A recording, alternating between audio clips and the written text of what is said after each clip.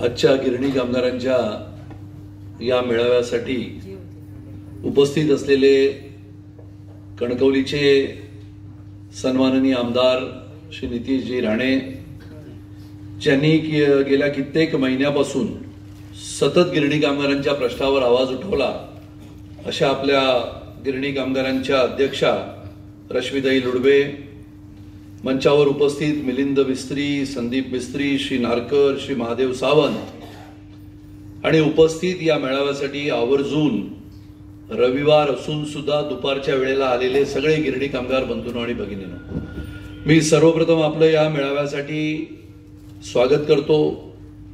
आपल्या सगळ्यांच्या चेहऱ्यावरचे प्रश्न बघितल्यानंतर लक्षात येतंय की गिरणी कामगारांच्या घराच्या बाबतीतला प्रश्न जो कित्येक वर्ष प्रलंबित होता, आता या प्रलंबित प्रश्नाला न्याय देण्याच्या भूमिकेमध्ये आपलं सरकार सन्माननीय एकनाथराव शिंदेजींच्या नेतृत्वामध्ये आणि सन्माननीय उपमुख्यमंत्री देवेंद्रजींच्या नेतृत्वामध्ये सरकार आल्यानंतर साधारणपणे जून 2022 ला आपलं सरकार आलं आणि जून 2022 ते मार्च 2023 पर्यंत आपण सतत या विषयामध्ये लक्ष देत होतो की गिरणी कामगारांना घरं आपल्याला कशी देते, आणि मग त्याचा फार मोठा इतिहास आहे. या गिरणी कामगारांच्या संपाबाबत, गिरणी कामगारांच्या प्रश्नाबाबत अनेक वेळेला आता मगाशी उल्लेख झाला, पण हा गिरणी कामगार म्हणजे जसं माझा उल्लेख झाला की मी जानवलीचा आहे, अनेक लोकांना माहिती नसेल की नारायणराव राणेसाहेब आणि दत्ताजी राणे म्हणजे आम्ही मुंबईत राहिलो, मुंबईत वाढलो, सगळं झालं, तरी आमचं मूळ गाव जानवली असल्या कारणाने जानवलीमध्ये असलेल्या राजकारणाचा म्हणजे जानवलीपासून थेट या रायगड, रत्नागिरी, सिंधुदुर्ग या तिन्ही जिल्ह्याच्या राजकारणाशी तसा संबंध आला नाही. पण ज्या ज्या वेळेला नितेशजी लहान असतील तेव्हा फार जुना काळ आहे, आणि ज्या ज्या वेळेला दादा मुंबईमध्ये असत, मुंबईच्या त्या धकाधकीच्या जीवनामध्ये, राजकारणामध्ये वेगवेगळ्या विषयांमध्ये लढत असत, त्यावेळेला आमचे सुद्धा बाबा, मग कधी भाजप असेल, कधी जनसंघ असेल, त्यावेळेपासूनचा हा घरोबा होता. आणि त्यामुळे आपल्याच घरातले आपलेच लोक या अशा गावांमधल्या राजकारणामधून हळूहळू पुढे येत गेले. आणि मग ते पहिलं सरकार 1995 ते 2000 सालाचं म्हणजे 1995 ते 99, आणि मग शेवटच्या 6 महिन्याच्या कारभारामध्ये असलेले आपले आदरणीय दादा मुख्यमंत्री म्हणून, आणि त्या 4.5 पावणे 5 वर्षाच्या कालावधीमध्ये आमचे स्वतःचे वडील मंत्री म्हणून, आणि त्याच्या आधीचा कालावधी म्हणजे साधारणपणाने 1978 पासून 1995 पर्यंतचा कालावधी हा सरसर असा डोळ्यासमोरून जातो. आणि त्याच्यामुळे लोक असं म्हणतात की 18 जानेवारी 1982 पहिला संप झाला, तर ते खरं नाही आहे. आता ज्या लोकांनी दत्ता सामंतांबरोबर तो संप केला, अनेक लोक असतील इथे, RMMSचे असतील, श्रमिक उत्कर्षचे असतील, शिवसेनेचे असतील, हा खरा संप पहिला झाला तो 26 नोव्हेंबर 1981 ला. आणि मग खरा जो गिरणी कामगार होता जो 1981 पर्यंत काम करत होता, तो संप जो होता तो स्वर्गीय बाळासाहेब ठाकरेजींच्या नेतृत्वामध्ये गिरणी कामगार सेनेने केला होता. आणि त्या गिरणी कामगार सेनेचं अध्यक्षपद त्यावेळेला आमच्या काकांकडे होतं, ज्यांचं नाव होतं पांडू राणे, ते शिवसेनेचे नेते होते. आणि मग हा संप मोडून काढला गेला, आणि 18 जानेवारी 1982 ला स्वर्गीय दत्ता सामंतांनी जो संप केला त्या संपामध्ये आपली वाताहत झाली. आणि मग गिरणी कामगार देशोधडीला लागला, मिल विकल्या गेल्या, असा तो कालावधी होत गेला. आणि मग 58A जो नियम आला, इथे अनेक लोक जे बसले आहेत, सर्वसाधारणपणाने ज्यांनी मिलमध्ये काम केलंय त्यांना माहिती आहे की 58 जो नियम आला, आणि मग 58 त्या नियमामध्ये घातलं गेलं, 58A म्हटलं गेलं, आणि तिथेच खऱ्या अर्थाने आपल्या गिरणी कामगाराला घर मिळण्याची जी निश्चिती होती ती खाली आली. अनेक लोक म्हणतात ना की मुंबईमध्ये घर पाहिजे, मुंबईमध्ये घर पाहिजे. अनेक लोक म्हणतात, रश्मीताई सुद्धा म्हाडाला येतात, म्हणतात मुंबईत घर पाहिजे. आता मुंबईत घर पाहिजे तर तो जो 58A आला की मूळ गिरण्यांच्या जमिनीपैकी 1/3 जमीन आपल्याला मिळायची होती, मग ते 58A कलमाखाली स्वर्गीय विलासरावजींनी जेव्हा ते मुख्यमंत्री होते तेव्हा काय केलं, तर गिरण्यांच्या जमिनीवर उभ्या असलेल्या इमारतींची जागा वगळता मोकळ्या जमिनीचा 1/3 आपल्याला मिळेल. नाहीच आहे. म्हणजे मग तुम्ही बघितलं तर जुनी राजेश मिल पासून जर आपण सुरू केलं तर Rajesh mill, empire dyeing, Srinivas, Kamala, Saksaria, Victoria, मग आतमध्ये फिरत फिरत बॉम्बे डाईंग सेंच्युरी तसं करत गेलो किंवा डाव्या बाजूला गेल्यानंतर आपल्या लक्षात येतं की फिनिक्स आली, रघुवंशी आली, शक्ती आली, असं करत करत खाली उतरलो 7 रस्त्याला की अपोलो आली. आणि मग ह्या मूळ मिलच्या ज्या जमिनी होत्या त्या खूप होत्या. पण उदाहरण द्यायचं झालं तर कमला मिल, मला माहिती नाही कमला मिल मधले कोण आहेत की नाही, आहेत का? हा बघा, 1 आहेत, 2 आहेत. हे वारस असत्या, वारस असाल, हा वारस असणार, हे ओरिजिनल आहेत. मला माहिती नाही इथला, मी इथे बसल्या बसल्या तुमचा दाखला न देता सांगतो वारस कोण. आणि त्याच्यामुळे कमला मिलच्या त्या मालकाने काय केलं, आजही कमला मिलची 1 इंच जमीन आपल्याला मिळत नाही. मागच्या आठवड्यात त्याला आता आपण नोटीस काढली. आणि त्या कमला मिल पासूनच्या ज्या अशा मिल होत्या त्यांनी 1/3 जमीन उरलेली सुद्धा आपल्याला दिली नाही, आपल्याला म्हणजे सरकारला. मग आता काय करायचं, लोकांच्या मनामध्ये आलं की त्यावेळेला सरकारने म्हटलं होतं की जमिनी देऊ, घरं बांधू. हे तुम्हा सगळ्यांसाठी महत्वाची गोष्ट अशी, म्हणजे 4 लॉटऱ्या झाल्या. पहिली झाली 2012ची, त्याच्यानंतर 2 लॉटऱ्या झाल्या 2016च्या, जेव्हा सन्माननीय मुख्यमंत्री म्हणून देवेंद्र फडणवीसजी होते. त्या 2016ची 1 लॉटरी जी होती, मग ती प्रकाश कॉटन असेल, सेंच्युरी असेल, यांची घरं दिली गेली. मग स्वान कुर्ला आणि स्वान शिवडी हा अडचणीचा विषय झाला. मग स्वानचे लोक शिवडीचे गेले कुर्ल्याला, कुर्ल्याचे आले शिवडीला, कोर्टामध्ये केस गेली, कोर्टातली केस संपली 2020ला. आणि मग आता स्थिती अशी आली की साधारणपणाने 1,74,000 लोकांनी तेव्हा फॉर्म भरले, असं म्हणतात ना, 170, 150. आणि मग आम्ही शोध सुरू केला तेव्हा लक्षात आलं की अनेक लोकांनी फॉर्म भरले तेव्हा. मग 2010ला असेल, 2012-13च्या सुमारास असेल आणि 2017 असेल, तो म्हाडाचा फॉर्म भरला.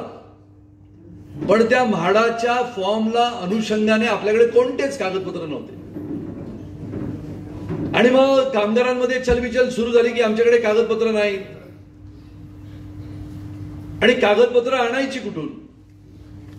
आणि मग ज्यांनी फॉर्म भरले, आता आपण खाली बॅनरवर काय लिहिलं आहे तर वारसदारांची पात्रता निश्चित. आता वारसदार कोण? इथून घरी लढाई आहे. वडील गेल्यानंतर आई खरी वारसदार, म्हणजे त्यांची पत्नी म्हणून, बरोबर की नाही? पण केलं असं, हे कधी 2010ला वगैरे कोणीतरी लिहून ठेवलं. आता त्यामध्ये असं लिहून ठेवलं की वारसदाराची निश्चिती करत असताना जर त्या पतीचं निधन झालं, त्या कामगाराचं निधन झालं, मूळ कामगाराचं निधन झालं, तर पत्नीला हक्क मिळाला पाहिजे. सरळ सरळ ना, म्हणजे त्याच्यामध्ये कुठेही, आपल्या संविधानामध्ये पण तसंच आहे. पण इथे काय लिहिलं गेलं, तर इथे लिहिलं गेलं की मुलाने आणि मुलीने, जो मुलगा असेल आणि 2 बहिणी असतील, तर त्या दोन्ही बहिणीने आणि त्या मुलाने आईला हक्क सोडपत्र दिलं पाहिजे. इथेच खरी अडचण झाली. आता आईला सुद्धा हक्क सोडपत्र द्यायला मुलं तयार होत नाहीत. तुम्हाला माहिती आहे की नाही माहिती नाही, त्या आई एक बसले तिथे. आणि अक्षरशः त्या म्हाडामध्ये माझ्याकडे लोक येऊन रडतात. म्हणजे एक तर गिरणी कामगार बिचारा असा आला की ऑक्सिजनच्या नळकांड्या लावल्या होत्या आणि तो आला. मी त्याला म्हटलं, बाबा मी तुम्हाला घरी पाठवतो, चावी आताची चावी तुम्हाला द्यायची आहे बॉम्बे डाईंगची. तो म्हणाला, तसं नाही, चावी मला मिळेल, मी टिकणार पण नाही. पण म्हणाले, एका दरवाज्यात जावई उभा आहे, एका दरवाज्यात तो मुलगा उभा आहे, आता त्या चावीचे 2 तुकडे करा. तुम्हाला आश्चर्य वाटेल. आणि हे काम मी गेले 6 महिने प्रामाणिकपणे करतोय. का करतोय? तर मी तर गिरणी कामगार, म्हणजे माझ्या घरामध्येच बाबा स्वतः गिरणी कामगार होते. आजही सिंधुदुर्गामध्ये येताना सकाळी त्यांना फोन केला तर म्हणाले आपले कोकणातले लोक आहेत, जानवलीतली असतील, मालवणची असतील, कणकवलीतली असतील, बिचाऱ्यांना घरं दिली पाहिजे आपण. पण आता ती चावी नाही ना माझ्याकडे. आणि त्याच्यात वारसदाराचा तर इतकं त्रास आहे. आणि मी तर आता ठरवलंय की प्रत्येक वारसाला विचारणार की कधी बाबा मिलमध्ये होते तेव्हा गेला होतास का. मग ते बिचारी त्याची आई असते, ती आई म्हणते जाऊ दे, मी डब्बा घेऊन जायचे, त्या सक्सेरिया मिलच्या गेटवर उभी राहायचे. हे दुपारी बिचारे घामाने भिजलेले, ते बनियन आणि ती आपली चटेरी पॅन्ट, एवढी हाफ पॅन्ट आणि डोक्यावरची टोपी. सकाळी जाताना एकदम आपला गिरणी कामगार लालबाग पासून निघाला, सनमिल गल्लीतून निघाला, बाहेर पडला तिकडे मागच्या रस्त्याला, हे असे जत्रेसारखे लाखो लोक. आम्ही शाळेत जाताना उभे असायचो.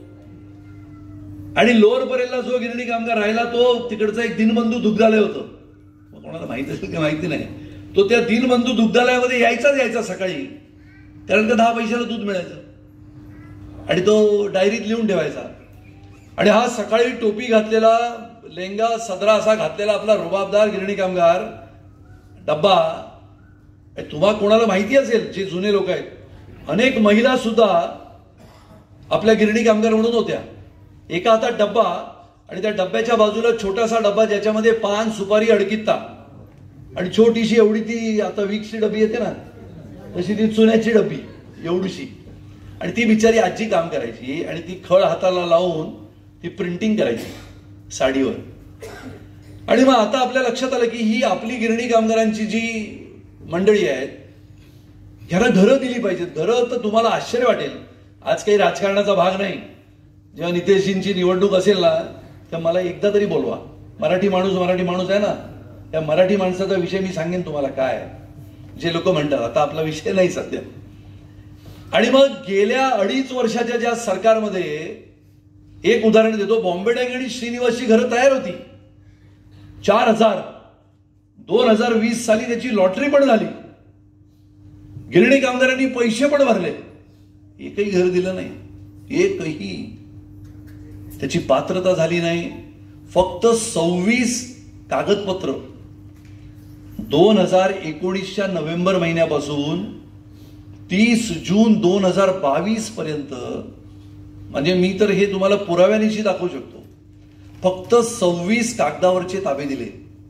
घरं किती तयार होती? 3,894. बॉम्बे डाईंग आणि श्रीनिवास.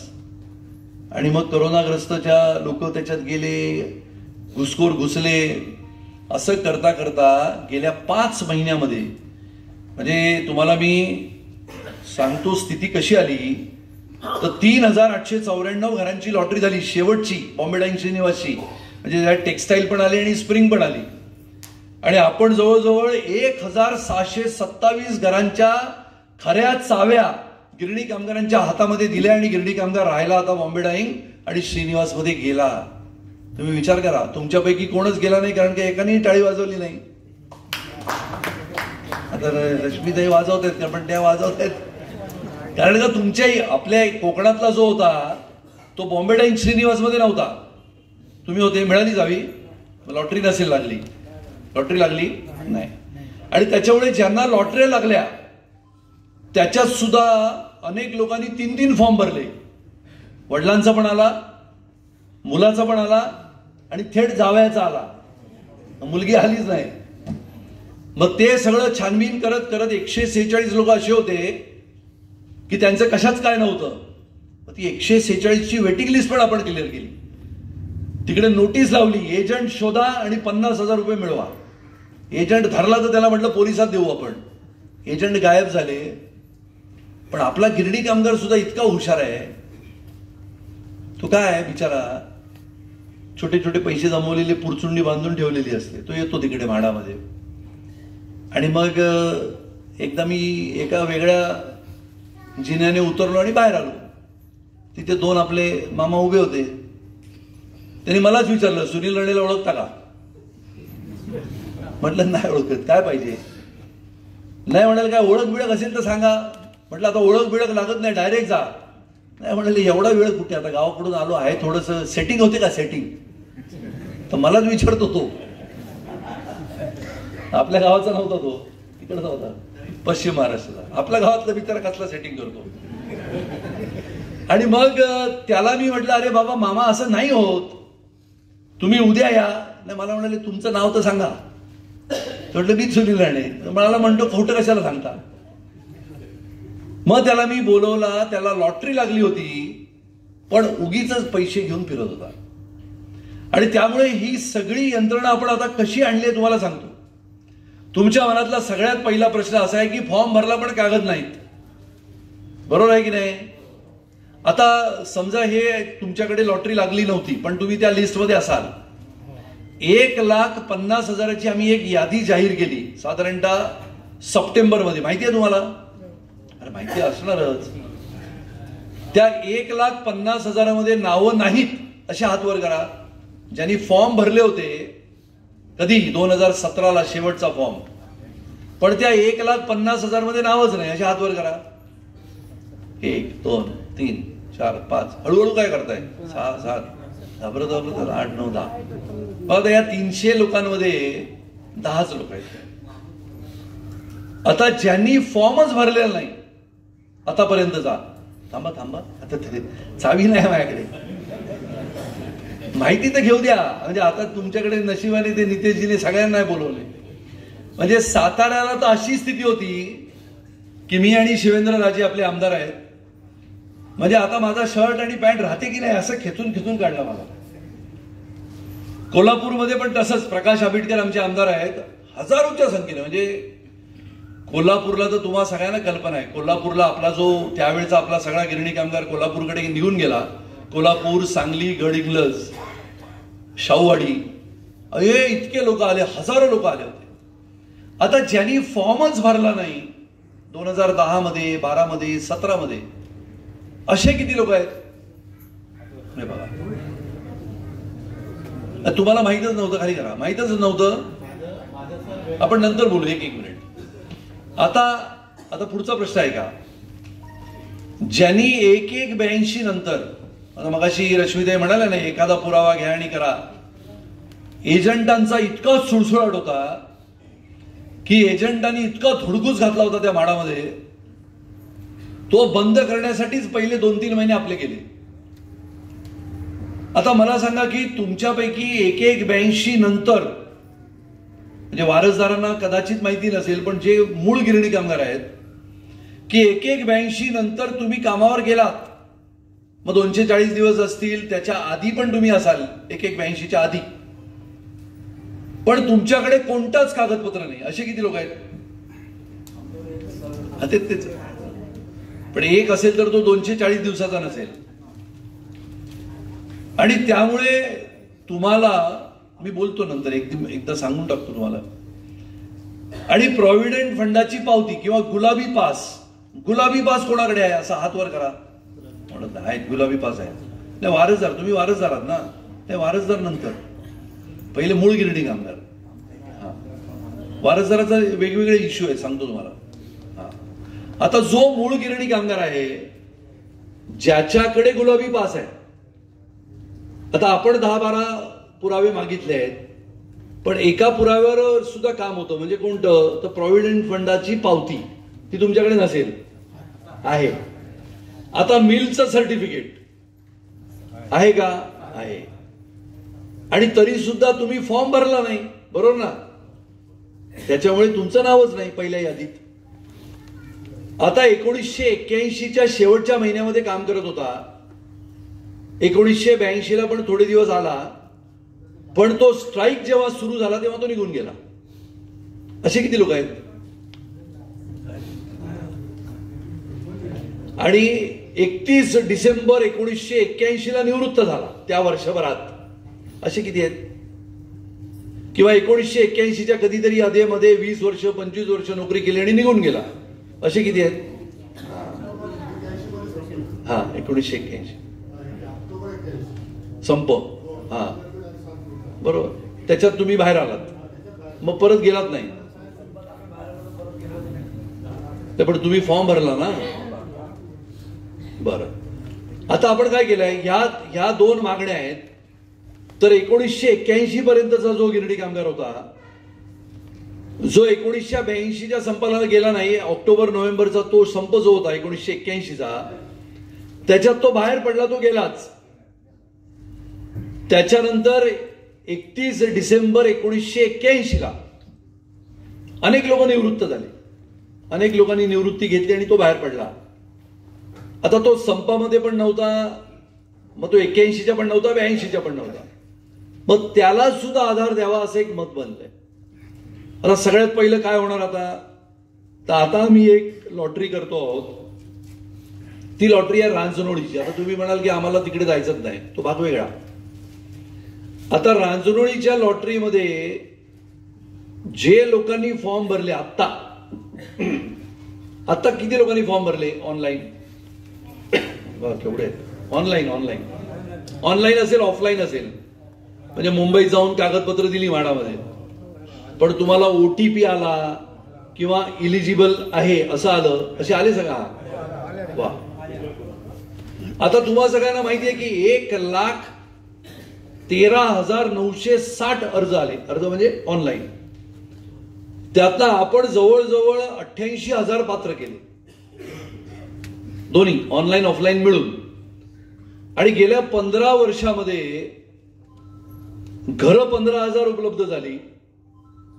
म्हणजे त्याचं थोडक्यात आपण जर बघितलं तर 11,000 ते 12,000 लोक पात्र झाले. पण आता आपण गेल्या 3 महिन्यामध्ये जवळजवळ 80,000च्या वर पात्र केले. तुम्हाला कळतं की नाही? आता असं आहे की घरं उपलब्ध झाली की तुम्हाला एका महिन्यात पैसे भरून चावी मिळणार. आता ती घरं कुठे उपलब्ध होणार? तर जसं तुम्ही म्हणता की मुंबईत घरं पाहिजेत. आता खटाव मिलचे कोण आहेत का? खटाव, 1 2 खटाव बायखळा होते ना. नाही, उदाहरण देतोय, उदाहरण. अशा तर मिल 58 मिल आहेत ना. आता खटावचं झालं काय की खटावला तिकडे इमारती बांधल्या आणि खटावचा साधारणपणाने 7,400 गिरणी कामगार होता. तो गिरणीमध्ये असलेल्या जमिनीचा वाटा किती दिला माहितीये तुम्हाला? भायखळ्याला 3,000 फूट. 3,000 फूट म्हणजे 300ची 10 घरं. ती घेतली नाहीत सरकारने म्हणा किंवा BMCने. आता कर्मधर्म संयोगाने या खटावची 40 एकर जमीन बोरिवलीत निघाली, जिथे मी आता सध्या आमदार आहे. आता या 40 एकर जमिनीपैकी आपल्याला 1/3 ती संपूर्ण जमीन रिकामी आहे. मग ती जर 1/3 आपल्या सरकारने घेतली तर खटावच्या 7,500 लोकांना बोरिवलीत घरं मिळतील. आता जुहू सोडल्यानंतर सगळ्यात जास्त भाव बोरिवलीचा आहे आणि त्यामुळे बोरिवलीत जर ही 8,000 घरं तयार झाली, 2 वर्षाचं काम आहे, तर आपल्या खटावच्या मिल कामगारांना न्याय मिळण्याची परिस्थिती तयार आहे. मग आता बाकीच्या मिलची स्थिती काय किंवा NTCच्या मिलची स्थिती काय? तर केंद्र सरकारने आता असं सांगितलं की NTCच्या मिलच्या जमिनी महाराष्ट्र सरकारने घ्याव्यात आणि त्याच्यावर गिरणी कामगारांना घरं देण्याच्या बाबतीत तुमचा प्रस्ताव तयार करा. याला वेळ लागणार, लगेच होणार नाही. किंबहुना वसईला जी 48,000 घरं बनत आहेत, जी सुरक्षा सिटीमध्ये बनली जात आहेत, त्या 48,000 घरांपैकी मी माननीय मुख्यमंत्र्यांना विनंती केली की किमान 30,000 घरं तुम्ही तिकडची वसई स्टेशनला लागू नये. सुरक्षा सिटी नावाचं मोठं सिटी तयार होते आहे. तर मी त्यांना म्हटलं की माननीय पंतप्रधान श्री नरेंद्र मोदीजींशी जर तुम्ही चर्चा केली माननीय मुख्यमंत्र्यांनी, तर पुढच्या 2 वर्षामध्ये ही 30,000 घरं आपल्याला मिळू शकतील. आता मुंबईची स्थिती काय? आता कोण पनवेलची स्थिती काय? तर 2016 मध्ये लोकांनी पैसे भरले. तुमच्यापैकी कोण नसेल कोण पनवेलला आहे का? कोण? एक आहे, 2 पैसे भरले. आता आपण ताबा देणार या जानेवारीत. आणि ताबा देण्याची स्थिती कशी आली? तर मी स्वतः जवळजवळ 8-10 वेळा कोणला गेलो. त्या सगळ्या इमारती आपण व्यवस्थित करून घेतल्या. 11 इमारती आहेत आणि जवळजवळ खरी ती 6,000 घरं होती, ती आपण 3,000 केली. 160 320 युनिट तयार केलं. आणि करोनामध्ये या भिवंडी नगरपालिकेने आणि कल्याण डोंबिवली नगरपालिकेने ही घरं त्या करोनाग्रस्त लोकांना दिली होती आणि ती घेऊन रिपेअरिंग करण्यासाठी कोण, म्हणजे हे खातं तयार नाही, म्हाडा तयार नाही, MMRDA तयार नाही. याच्यातून मार्ग काढत ती घरं आता अतिशय सुंदर पद्धतीने तयार झाली. त्या जवळजवळ 2000 घरांचं वाटप या महिन्याभरात सुरू होईल. आणि मग आता कोकणामध्ये असलेल्या किंवा कोल्हापूर, सोलापूर, गड इंग्लज पासून थेट जुन्नर पुरंदर पर्यंत असलेल्या गिरणी कामगाराला घर कसं द्यायचं, तर ज्याला मुंबईतच पाहिजे त्याने मुंबईचा विचार करत थांबायला लागेल. ज्याला मुंबई सोडून कुठेही चालेल पण घर पाहिजे, अशांसाठी आताची जी लॉटरी आहे रांजणोळीची, ती तुम्हाला ऑप्शनल येणार. म्हणजे तुम्हाला समजा लागलं आणि तुम्ही तिकडे येऊन पत्र दिलं की मला नको, तर तुमचा क्लेम दुसऱ्या घरासाठी सुरू राहील. ज्याला ते घर पाहिजे असेल पनवेलचं, तो पनवेलचं घर घेईल. जसं आता सिडकोची घरं आपण मागतो आहोत, जी पनवेलच्या नवीन विमानतळाच्या बाजूला आहेत, ती जर घरं आपल्याला मिळाली तर ती घरं सुद्धा लॉटरी पद्धतीने तुम्हापर्यंत पोहोचतील. म्हणून पात्रता निश्चिती सगळ्यात महत्वाचं काम होतं, जे आपण आता पूर्ण केलं. आता तुम्ही म्हणाल की तुमचे फॉर्मच गेले नाहीत, किंवा ज्यांचे फॉर्म अडकले आहेत, ज्यांच्याकडे पुरावे आहेत पण एखादा पुरावा वारसदारांचा, त्या कॉलममध्ये पहिलं नाव गिरणी कामगाराचं टाकावं लागतं, त्याच्या खालच्या कॉलममध्ये वारसदाराचं नाव येतं. पण तुम्ही लॉग इन करत असताना तुमच्या कुटुंबातील आणखीन एक मुलगा किंवा मुलगी, त्याच्याकडे तो फॉर्मचा नंबर असतो, त्यामुळे तो सुद्धा कुठून तरी ऑनलाईन करतो. तुम्हाला कळतंय ना काय गडबड होती ती. त्यामुळे एका वेळेला 2 फॉर्म आले की आता आम्ही सिस्टीम अशी केली की ती सिस्टीम बंद होते. आता ती 8 दिवसांनी आम्ही सिस्टीम परत उघडणार आहोत, शेवटची. मग ज्याचं चुकलं आहे, तुम्हाला रिजेक्शन येतं ना त्याच्यात, आणि एडिट करता येत नाही. एडिट म्हणजे आता आपल्या वारसदारांना कल्पना असेल की ते एडिट करण्यासाठी ती अख्खी आम्हाला सॉफ्टवेअरची जी मशीन आहे, त्याच्यातली जी यंत्रणा आहे ती बदलावी लागते. आणि ती बदलून आम्ही तुम्हाला आता 8 दिवसामध्ये पुन्हा एकदा देणार आहोत. ज्यांचा चुकलाय फॉर्म आणि इंजिन अडकलाय त्यांनी परत भरावं.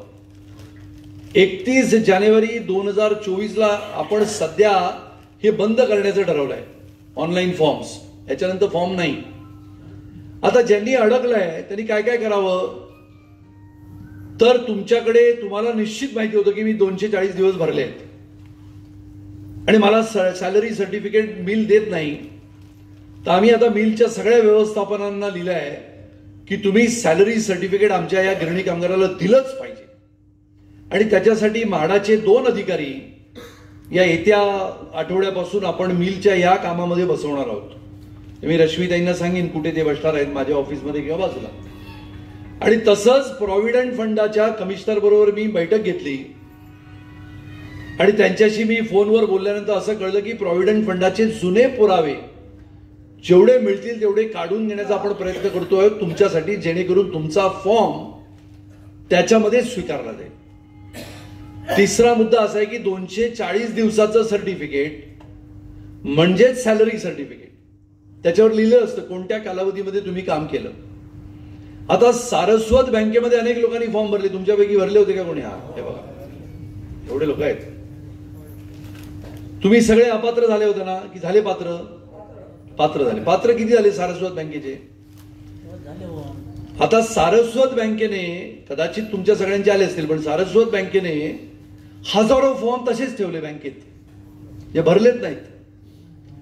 आता सारस्वत बँकेच्या लोकांना, म्हणजे तुम्हाला ज्यांनी सारस्वत बँकेत फॉर्म भरला त्यांनी पुन्हा एकदा आपला जो नंबर आलाय OTP, तो व्यवस्थित नाव आपलं जे आहे ते व्यवस्थित बघावं. कधी वडिलांचं नाव पहिलं येतं, आपलं नाव मध्ये जातं, आणि मग जेव्हा आपल्याला पात्रता होते तेव्हा ती चावी अडवतात. तर ते सगळं तुम्ही एकदा बघून घ्यावं.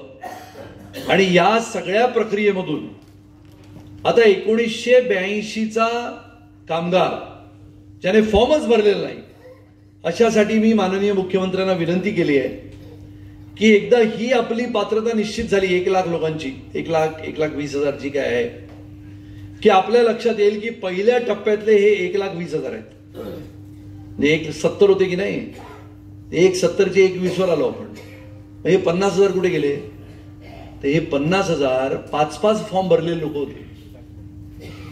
म्हणजे आपण असं म्हणू नये, पण माझ्याकडे एक केस आली की मिल कामगाराचं तर निधन झालं, पण 2 महिला उभ्या राहिल्या की आम्हाला घरं पाहिजेत, आणि मग त्यांचे वारस, आणि मग ते कोर्टात गेले आणि शेवटी त्याला लागलेलं घर सरकारने प्रलंबित ठेवलं.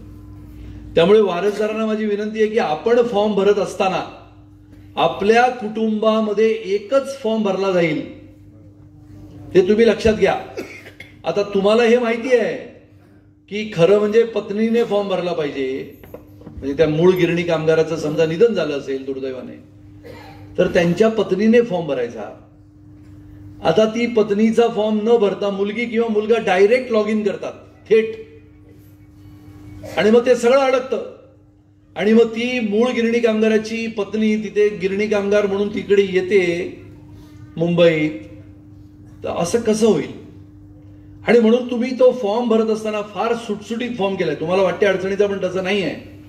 आज रविवार होता म्हणून म्हाडाचे अधिकारी येऊ शकले नाहीत, पण आता आपण पुढच्या या 3 आठवड्यामध्ये सिंधुदुर्ग जिल्ह्यातील जितक्या लोकांचे फॉर्म अडकले आहेत आणि जे खरोखर कामावर होते आणि कागदपत्र नाहीत अजिबात, पण वारसदाराची गडबड नसावी. तुम्ही मुंबईत येत असताना वारसदाराची गडबड इथेच संपवा आणि तिकडे या. इथे संपवा म्हणजे तुमच्या आपापसात बसून ते काही ते करा आणि मग मुंबईला या. नाही ते एका खोलीत वारसदाराचा एक माणूस, एका खोलीत दुसरा माणूस, आणि मग तिथे असलेल्या लोकांमध्ये परत मनामध्ये प्रश्नचिन्ह येतं. त्यामुळे वारसदारांना माझी विनंती आहे की निश्चित ठरवा कोण वारस. मग ती खोली मिळाल्यानंतर त्याच्यामध्ये पार्टिशन घाला. पूर्वी घालायचे ना आपल्याकडे.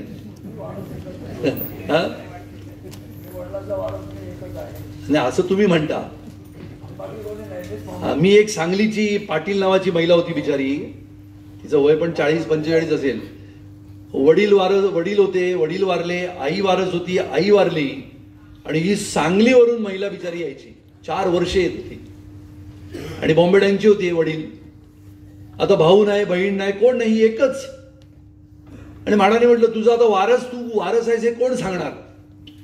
मग काकाने सांगितलं हो हीच वारस आहे, काकीने सांगितलं हीच वारस आहे, कोणी माने ना. मग शेवटी मी त्या फाईलवर काम केलं. 4 महिने मला लागले. पण आनंद असा आहे, सांगलीतला आलेली ती गोरगरीब महिला, तिला बॉम्बे डाईंगला घर मिळालं. त्या घराची किंमतच 1 कोटीच्या वर आहे. आणि त्याच्यामुळे आम्ही वारंवार सांगतो की इतकी मेहनत आम्हाला करावी लागते. तुम्हाला ती काही चाव्या अशा खुंटीला टांगलेल्या नाहीत की काढली आणि दिली. मग ते 2.5 वर्षामध्ये दिल्या असत्या मराठी माणूस, ते काही दिलेले नाहीत. आणि त्यामुळे तुम्हा सगळ्यांना मी तुम्हाला सांगतो पुन्हा एकदा की जसं नितेशजींनी म्हटलं की या गिरणी कामगारांच्या बाबतीतला सखोल अभ्यास तो काही करावा लागत नाही, कारण का तो चित्रपटच माझ्या डोळ्यासमोर आहे. त्यामुळे आता ह्या गिरणी कामगारांना घरं मुंबईमध्ये, म्हणजे तुम्हाला स्पष्ट जर सांगितलं, मुंबईत आता सध्या स्थिती अशी आहे की 1/3 पूर्ण आपल्याला मिळाली असती ना तर घरं झाली असती. आता इंडिया युनायटेड मिल नंबर 2 आणि 3 कोण होतं का त्याच्यात? 1 ला होते. 1चा नाही, 1 म्हणजे आपली ही ना दादरवाली, लालबागवाली, ती 2 आणि 3 लालबागची पण पुढची काळा चौकी. आता 2 आणि 3 मध्ये 15 एकर जमीन होती, जवळजवळ 66,000 स्क्वेअर मीटर. महानगरपालिकेने काय केलं तर महानगरपालिकेला ज्या 1/3 जागा मिळायच्या होत्या त्या सगळ्या त्यांनी जागा घेतल्या आणि गेले इंडिया युनायटेड मिल नंबर 2 आणि 3 मध्ये. आपण तेव्हा त्याला इंदू मिल म्हणायचो, आठवतं ना तुम्हाला सगळ्यांना? 1 नंबरला होती.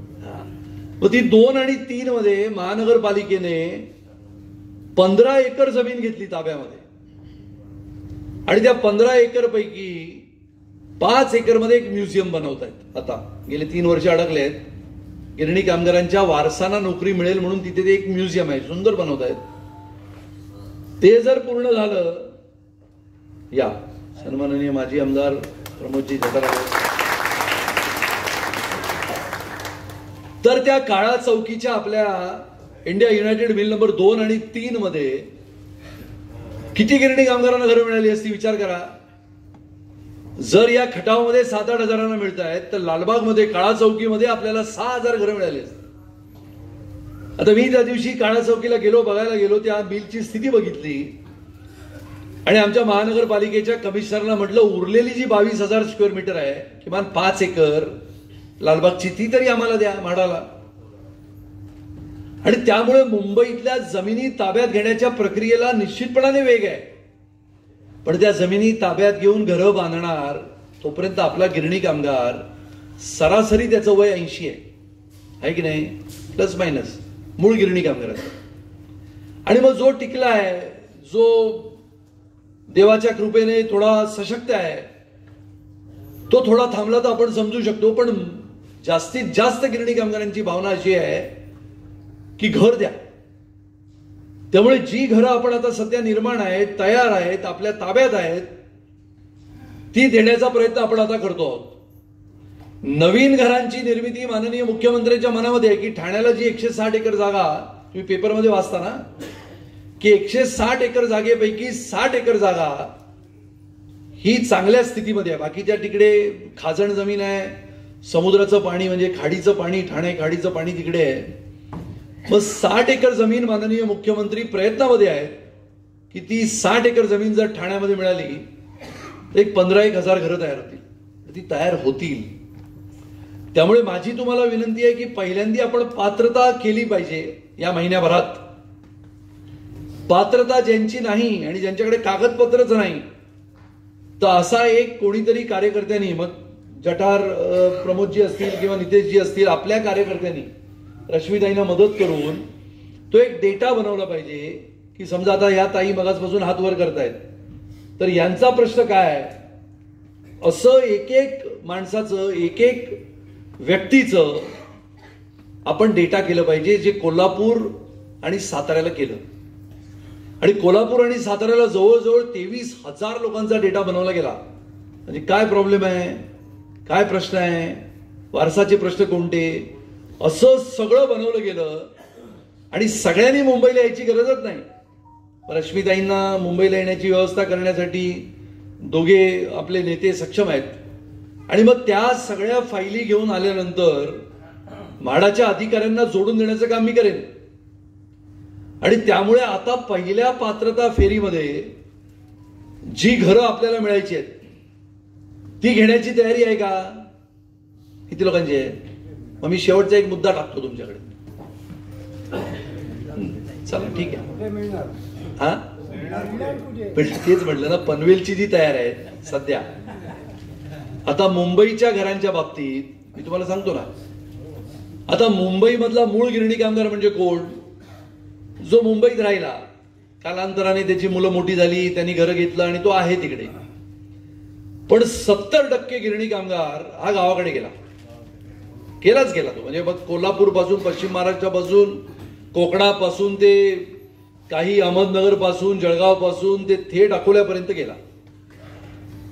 आता प्रश्न असा आला की कोल्हापूर, सोलापूर, सांगली, जुन्नर आणि पुरंदर किंबहुना सातारा या गिरणी कामगारांची मानसिकता आता तयार झाली की आता मुंबईतच कोण नाही आणि मुंबईतलं घर मिळेल तेव्हा तिथे जायला आपण राहू की नाही. त्याच्यापेक्षा त्यांनी असं सुरू केलं काही लोकांनी की आम्हाला पुण्यामध्ये घर द्या.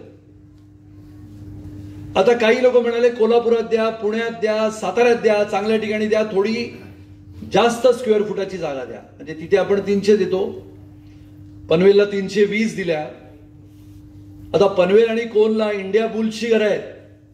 आपल्याला 6.5 लाखात घर मिळालं, त्या घराची किंमत 54 लाख रुपये.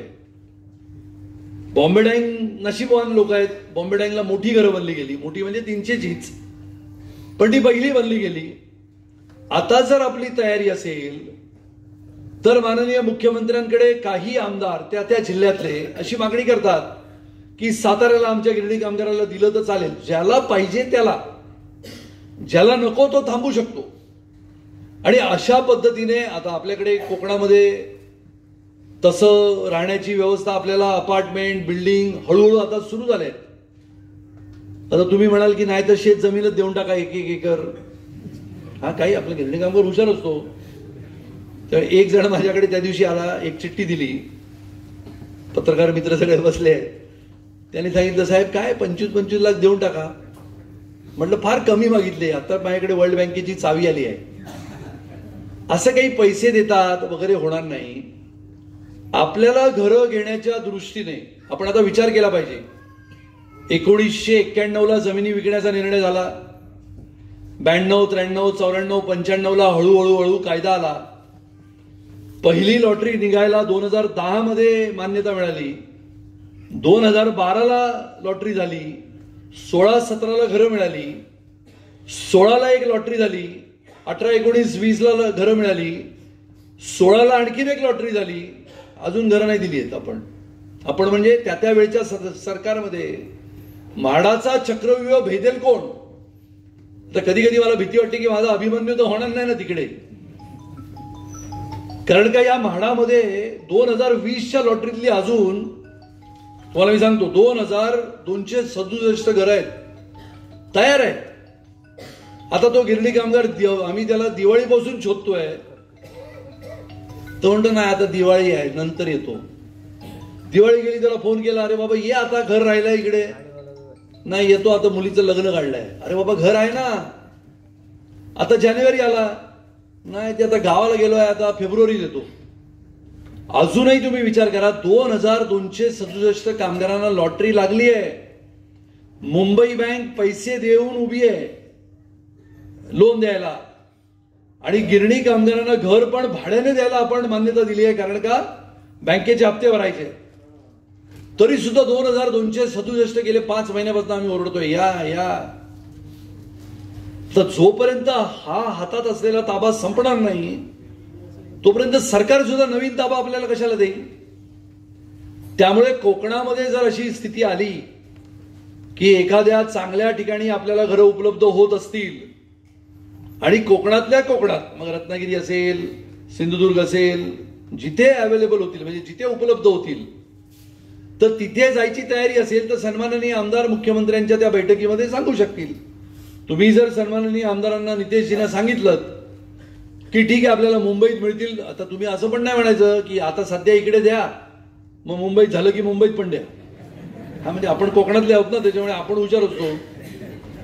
तो पश्चिम महाराष्ट्रावाला बिचारा एवढा काय बोलणार नाही, आपण कोकणी म्हणजे सोडणार नाही हा शेवटपर्यंत. त्यामुळे हे दिलं तर चांगलं आहे, आणखीन तिकडे पण द्या एक, त्याच्यात काय. मग मध्ये जायला वेळ लागतो म्हणून आणखीन मध्ये एक रायगडला द्या. त्यामुळे तुम्ही एकदा मनाचा विचार करा. आणि मग या आठवड्याच्या भरामध्येच एक बैठक आहे मुख्यमंत्र्यांसोबत. त्यामध्ये त्यांनी पण ठरवलंय काही लोकांना ठाण्यामध्ये जमिनी घेऊन देऊ, काही लोकांना कोल्हापुरात देऊ, चांगली घरं देऊ, मोठी घरं देऊ. मी 2 आमदारांना असं म्हटलं की तुम्ही माननीय मुख्यमंत्र्यांकडे मागणी करा की मुंबईतलं 300 चौरस फुटाचं घर किंवा जुनं बांधलेलं 225 स्क्वेअर फुटाचं घर, आणि गावाकडे गेल्यानंतर किंबहुना शहराकडे गेल्यानंतर आपल्याला 400-450 द्यायला काय, झोपडपट्टीला आपण 300 देतोय ना, देतोय की ना मुंबई, होय ना, तुम्हाला माहितच नाही की काय. तर 300 फूट आपण झोपडपट्ट्यांना देतोय. जुन्या इमारतींना तर आपण 450, 405 अधिक फंजिबल दिला, म्हणजे अधिक अतिरिक्त. मग गिरणी कामगार जो या मुंबईचं वैभव होता, ज्याने मुंबईमध्ये घाम गाळून कष्ट करून मेहनत करून या मुंबईचं वैभव वाढवलं, त्या गिरणी कामगाराला 400 फूट 450 फूट याची मागणी मी सन्माननीय नितेशजींना विनंती करतो की त्या बैठकीमध्ये तुम्ही या आणि मुख्यमंत्र्यांसमोर आपल्या, म्हणजे मी तर मांडेन, पण आपल्याला या कोकणातल्या गिरणी कामगारांना न्याय देण्याच्या भूमिकेमध्ये जर आपण गेलो तर निश्चितपणे मिळेल. म्हणजे तुम्हाला आता तुम्ही असे चेहऱ्याने माझ्याकडे बघतायत की ते हे काय टोकमटोकी करून जातील की काय, तसं काही नाही, मी काही जाणार नाही. आणि मला माहिती आहे की ह्याच्यातलं गांभीर्य किती आहे आणि ह्याच्यातली स्पष्टता किती आहे. म्हणजे माझ्याकडे बसल्या बसल्या मी इतके मुद्दे लिहून तुम्हाला दिले ना की हा पेपर नितेशजींनी ठेवला की निवडणुकीचा एक भाषण जरी झालं. आणि त्यामुळे आपण आपल्या कोकणातल्या गिरणी कामगाराला मुंबईमध्ये घर मिळालं, जसं खटाव, तर खटावचे जे 2-4 लोक उपलब्ध आहेत, तर तुम्हाला तर माझी विनंती आहे की थोडे दिवस तुम्ही पात्रता करून घ्या, पण सही कुठे करू नका, पात्रता करून घ्या. आणि जर खटावचा निर्णय या 2 महिन्यात झाला तर माझ्या इकडेच आहेत ते, त्यावेळी तिकडे मी जोर लावणार आहे, कारण का बोरिवलीमध्ये आहे, पण ते मतदान बाजूच्या क्षेत्रात आहे, तरी पण बोरिवली आहे. आणि त्यामुळे खटावमधल्या गिरणी कामगाराला बोरिवलीमध्ये अत्यंत सुंदर असं जर घर मिळत असेल तर बाकीच्यांना सुद्धा मिळायला हरकत नाही, पण त्याला वेळ लागणार. आता जमिनी, जसं मी म्हटलं, कमला मिलच्या मालकाला नोटीस गेली की त्याने खोटं सांगून, ज्याला आपण जॉईंट व्हेंचर म्हणतो, तुम्हाला माहित असेल मामा, मूळ गिरणी कामगार तुम्ही, ती जॉईंट व्हेंचर त्यांनी केलं की मिल चालते असं दाखवलं, पण मिल चालवलीच नाही. आणि त्या मिलमध्ये मग दारूचे पब उभे राहिले, हॉटेल्स उभी राहिली. हा गोवानी तुला कसं माहिती? रमेश गोवानी होय, तुलाच घेऊन जावं लागलं. रमेश गोवानी नाही, आता तो कांती, हा रमेशचा भाऊ तो कांती झाला, त्याचा मुलगा तो. त्यामुळे कमला मिलमध्ये हजारो कामगार होते आणि इतकं सुंदरतेने त्या आजूबाजूचा परिसराचा विकास झाला. तर कमला मिल असेल की फिनिक्स असेल, फिनिक्स माहिती आहे, फिनिक्स असेल आणि रघुवंशी, या तिन्ही मिलनी एकही स्क्वेअर फूट, एकही इंच जमीन आपल्या गिरणी कामगारांना दिली नाही. त्याला नोटीस काढली मागच्या आठवड्यात. आता सगळीकडे धावतोय तो. तर ती जर जमीन आपल्याला मिळाली तर कमला मिलच्या लोकांना घरं मिळतील. या अशा पद्धतीने घरांच्या बाबतीतला आपला प्रश्न सोडवण्याच्या मागे आम्ही लागलो आहोत. तुम्ही विचार करा, 3894 बॉम्बे डाईंग श्रीनिवास आपण पूर्ण करणार. फक्त गिरणी कामगाराला आम्ही शोधून आणतोय. 2417 कोणगावची आणि 2521 रांजणोळीची, म्हणजे 2.5 आणि ही 3.5 4 9,000 घरं आपण गेल्या 5 महिन्यामध्ये तयार केली. आणि गेल्या 15 वर्षामध्ये 9,000 झाली. गेल्या 15 वर्षामध्ये तुमची सगळ्यांची पात्रता जर झाली असती ना, तर आज आपल्याला घरांच्या मागे लागता आलं असतं. त्यामुळे आपण सगळ्यांनी पुन्हा एकदा पात्रता निश्चित करून घेण्याच्या मागे लागा. जिथे जिथे अडचणी येतील सगळ्यांनी एकदम मुंबईत येऊ नका. ताईंकडे ते अर्ज द्या आणि ते भरून व्यवस्थित करून जिथे अडताल तिथे माझ्याकडे या. तिथे आपण ते तुमचा फॉर्म कुठे अडलाय, कसा अडलाय असं बघण्याचा प्रयत्न करू. त्यामुळे तुम्हा सगळ्यांना आजच्या या गिरणी कामगारांच्या मेळाव्यामध्ये खरं तर अनेक गोष्टी आहेत, पण तुमच्या मनात असलेले प्रश्न, म्हणजे एकाने प्रश्न विचारला की तोच प्रश्न परत दुसऱ्या बाजूने वळवून विचारू नका. असं ज्यांच्या मनामध्ये आहे की खरोखर माझा हा प्रश्न महत्वाचा आहे, जर त्याचं उत्तर माझ्या मनामध्ये समर्पक आलं तर मी तो बरोबर तुम्हाला सांगेन. अन्यथा त्या प्रश्नावर मला सुद्धा विचार करायला लागेल की काय प्रश्न आहे. असे कोणते प्रश्न तुमच्या मनामध्ये असतील तर पुढची 10-15 मिनिटं आपण ते प्रश्न घेऊया. नितेशची वेळ आहे ना, थोडा 10-15 मिनिटं, त्यामुळे ते आपण करू अशी मी तुम्हा सगळ्यांना विनंती करतो. एकेकाने तो माईक खाली पाठवू आपण. आणि त्याप्रमाणे आजच्या या मेळाव्याचा शेवट करत असताना निश्चितपणाने आपली पात्रता आणि वारसदारांची पात्रता याच्यामधला जो मेळ आहे तो साधण्याचा आपण सगळे मिळून प्रयत्न करू अशी विनंती करतो. पुन्हा एकदा माझे विधिमंडळातील सहकारी, माझे मित्र सन्माननीय श्री नितेशजी राणे यांचं मी आपल्या सर्वांना विनंती करतो की जोरदार टाळ्यांच्या गजरामध्ये त्यांचं तुम्ही अभिनंदन करावं. अतिशय उत्कृष्टपणाने, म्हणजे मला जरी विधानसभेमध्ये जायला उशीर झाला, 2019 उजाडलं.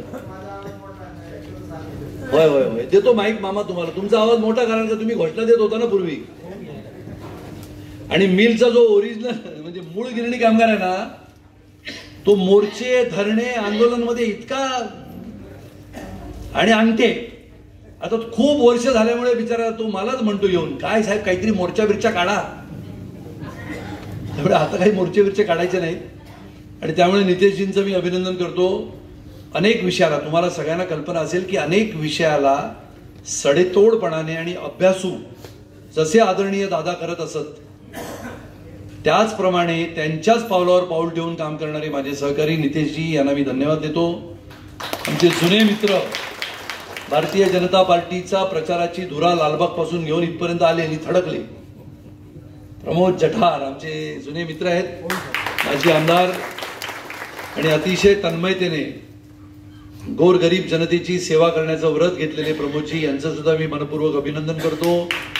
रश्मीताईंना धन्यवाद देतो की रश्मीताईंशी फोनवर बोलायचं म्हणजे सगळे सिम कार्ड संपून जातात.